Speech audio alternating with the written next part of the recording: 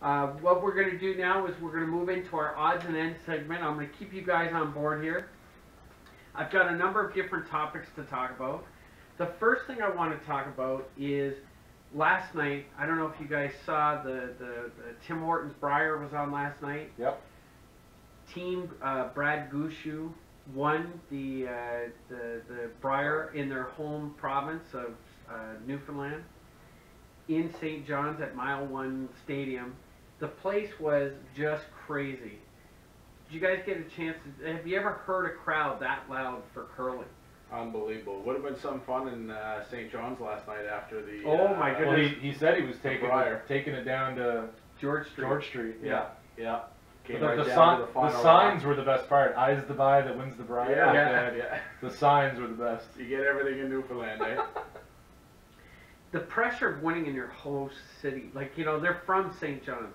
The pressure they must have had on them was, you know, just crazy to overcome. And they were up 5-1, yeah, and then let the lead go. Cooey, like a champion he is, came back, and Gushue actually said at the start of the week, he said he felt a little, the first few games it was getting used to the crowd and the pressure being home, and then he kind of got in a groove, and then it was, you could see typical Gushue. I mean, even his second shooter, who won the World Junior, he was a skip as the World Junior, the young fella. I mean, they got a stacked team. Nichols third, but their second guy. Oh, the second, fantastic player. And he's the guy that was hurt. Like, well, and Gushue was hurt too. They had they had injuries too. Yeah. Even that last rock, but he couldn't sweep. Nichols came out to and sweep they pulled that thing a long way to get the one. They sure did. Ever since I was texting back and forth during the match last night with our curling insider Roger Nason, and in the eighth end, the frost was coming in on the ice, and almost every rock was coming up short from what the guys were looking for. They were talking about how the blue ring turns white a little bit later on, right? Because the frost. Yeah. Well, the guys just before that last rock, and I texted to Roger. I said, the guy that had the lead, he couldn't sweep, right? I said, why not put the substitution in for this last, so you have a powerful sweeper, right? But they only went with 4 players. They didn't bring a 5th substitution, which is why they couldn't make that move. But the Gushue said in an interview afterwards that his team told him to throw the rock 6 feet harder than he would normally throw for that shot. It's amazing. And he said there's no way that's going to be too heavy. I'm only going 2 feet heavier. And they literally, it was about an inch and a half, 2 inches tops. Yep. I mean, what a tight, and you could see the lead sweeper had to drop out, and they had to bring the mate up to bring it in. So, just crazy match last night. As exciting as that was, I'm surprised that curling doesn't get more TV ratings. Like, you know, the ratings for the Brier is always big, but for the rest of the tournaments, it's exciting stuff to watch on television. It is. You know, it's funny. I've never actually played a game of curling in my life. I did a little bit in college. I think the first rock I threw, the thing's still going. Right. Like I wasn't used to the ice. The reason I watch it now is I got a chance to work for Mark Dacey when I was in the golf business at Fox Harbor. Right. He was the head pro at the golf course, and Dacey won the Brier. And these guys have. I mean, I remember the team coming down, and they had nutritionists, and they had sports. Like they were all in. And if you look back 15 years ago when Randy Furby and the guys came through, like, it's kind of like golf. These guys are conditioned now, like the younger team. You see Northern Ontario and Team Canada, and like they've changed the game kind of same as golf. You got to be in very good shape. Absolutely. Girls too, man. The girls too. Yeah. Holy smokes. Yeah, they can play too. Absolutely. Well, it's ironic that you're talking about golf because that's where I want to go next. So Adam Hadwin wins his first PGA event. Takes the Valspar Championship, wins $1.1 million for his first win. About to go on his honeymoon. Thank you very much, Tiger. Yeah. Thank you very much, That's Tiger, right? Now, did you see on Sunday, ran into a little bit of trouble there on 16, put the ball in the water, right? Yeah, he that's a tough hole. 16's caught a number of guys coming down the stretch at this golf course. But you know what? He played great all day long. And you were just kind of watching, you know, are the wheels going to fall off a little bit? He came out of one on 16T, and then Patrick Cantlay behind him gets up and stripes it. Here's another young talent who's got a very good resume. He's just dealt with a lot of injuries, but almost didn't play again. You know, yeah, exactly. Well, he was an exemption. He got it on a player second term of the He's year. He's got 10 tournaments. He's won a ton of NCAA and amateur champ. But he's taken advantage. And you know what? He was right there in the mix down to the end, except for the shot into 18.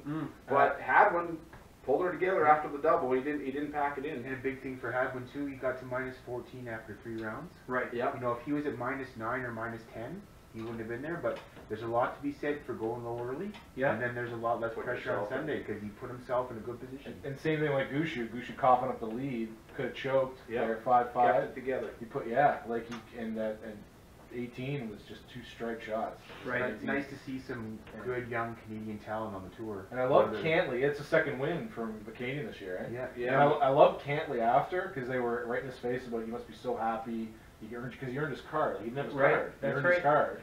And he was upset. He was. I guess that's the one thing I can take from the week. Like, whoa, like that guy is. He shook Hadwin's hand, and that was about it. Yeah. Like he was pretty upset. He fired off 5 birdies in a row there in the final. Like he played great. Now that last shot he made coming into the 18th green, I could tell from the strike of the ball that he had. And he was 1 for 6 from the sand of the week. Yeah, he wasn't. So you try to draw back up some experience, and he didn't have a good image in his mind there. But he had an opportunity to throw it in there tight before Hadwin did, But you know what? He's going to be in that position a numerous amount of times in the future. He's got a lot of talent. Well, in both those events, and Brad Gushu as well as Adam Hadwin, I think it's very, very easy to say that they both had to overcome adversity, right? Would you say that? Mm-hmm. Right? And I think they had a never quit attitude, right? 100%. I think they stayed mentally tough. I think there's all something agree on coming that. here. Here's the punchline. What a setup. They definitely had courage and they definitely had confidence, correct? And I think you agree with that? Correct. So this just goes to prove my point last week that Canadians equal champions, all right? Because Canadians have all these things. Very nice. I would have worn a Canadian flag T-shirt. Just ask Don Sherry, he'll tell you. Hey, well, if you heard this last week, I picked the Montreal Canadiens to win the Stanley Cup because in the last 11 years, each team that's won the Stanley Cup has had an average of 12.5 Canadians.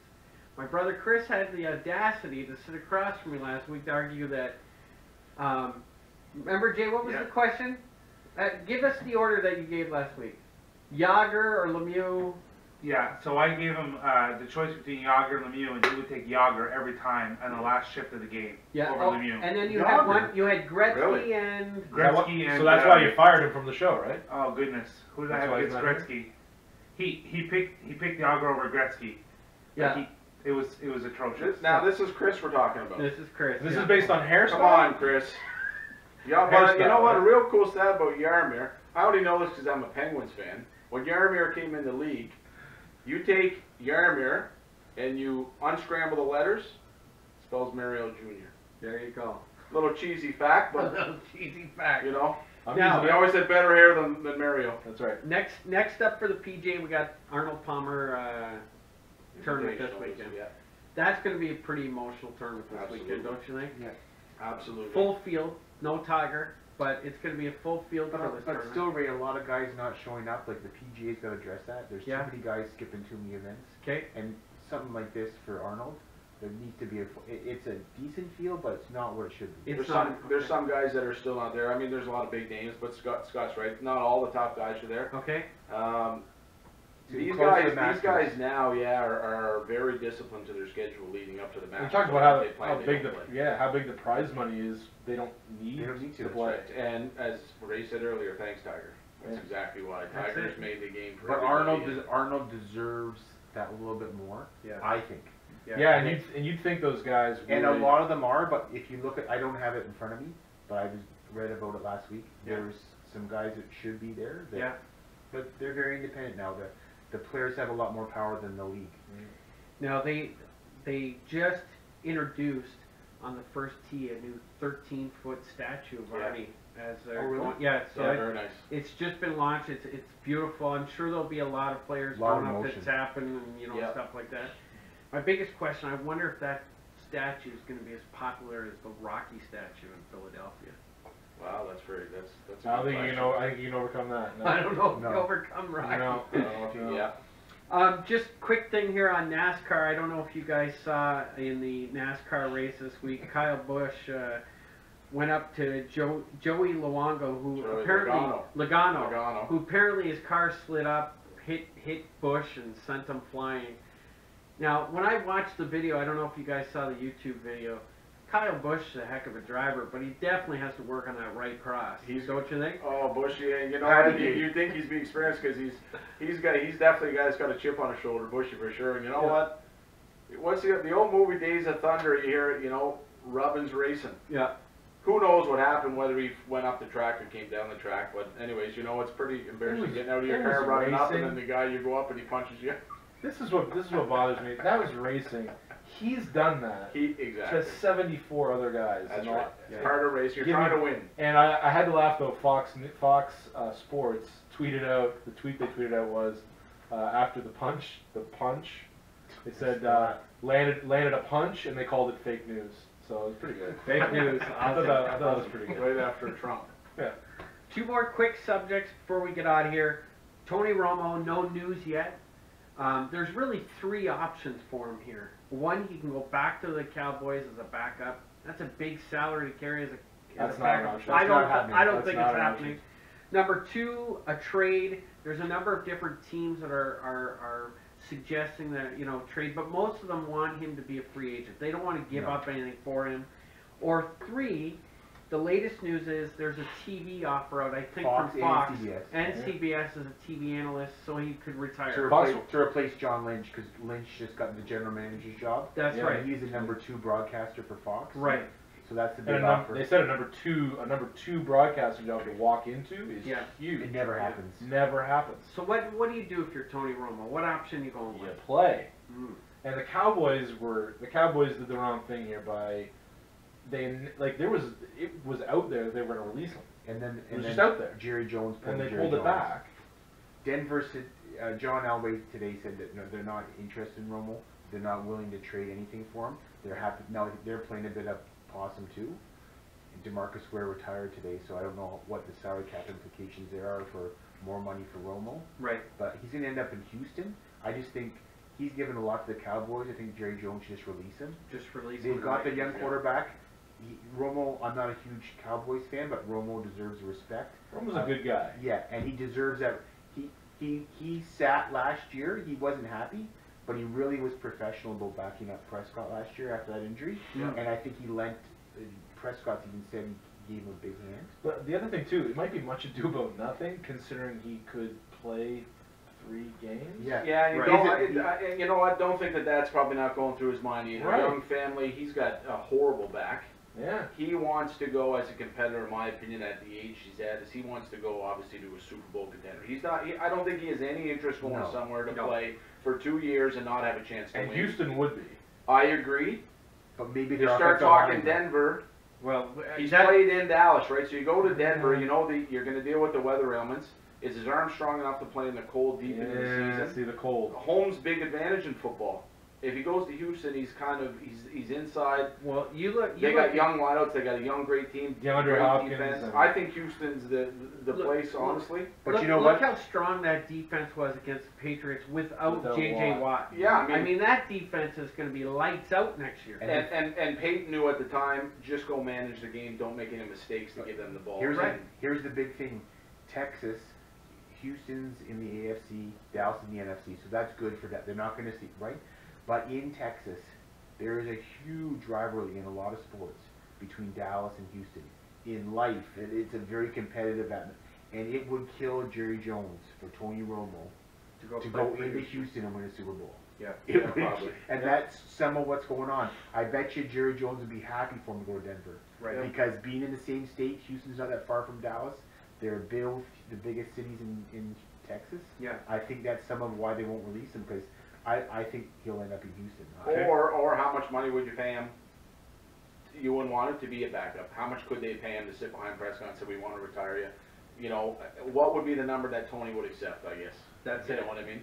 That's it. But if he's going to accept that kind of money, you make that money as a broadcaster. As a broadcaster, exactly.